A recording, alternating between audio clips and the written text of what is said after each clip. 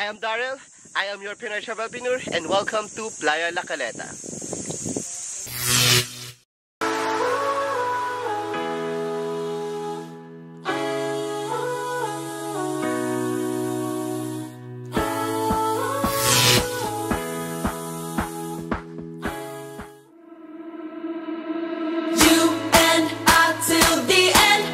Hello guys, so papunta kami ngayon sa beach.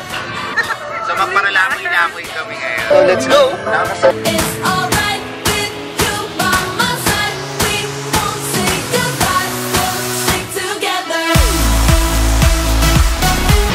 So we're now going dun sa La Playa Caleta and sasakay na kami ng boat. Let's see gaano kaganda yung lugar na yon and gaano ka-excited.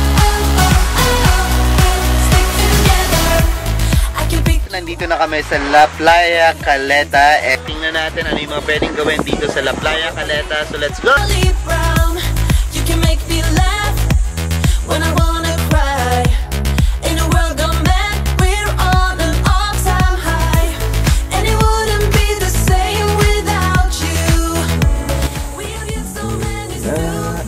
ko ay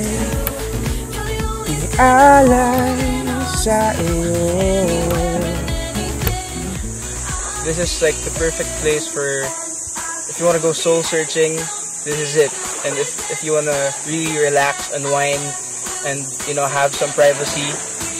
Kasi kami parang nawalan kami ng connection sa social media for like overnight lang, pero sarap ng feeling na wala kang problema, kayo lang magkakasama, talagang makakapagkwentuhan ko. I think that's the experience that I got.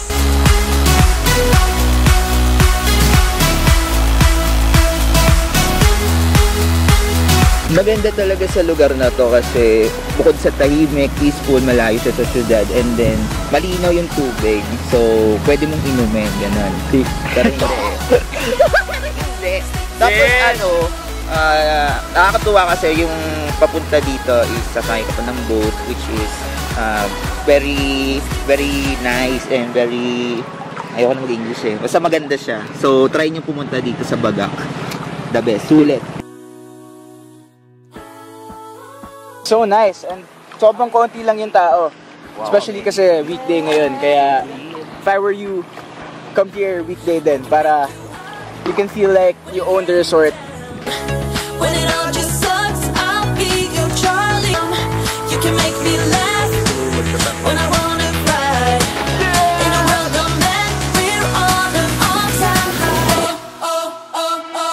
You and I till the end, don't need to pretend again and again. We'll stick together and I really do recommend this place to everyone because it's such a paradise.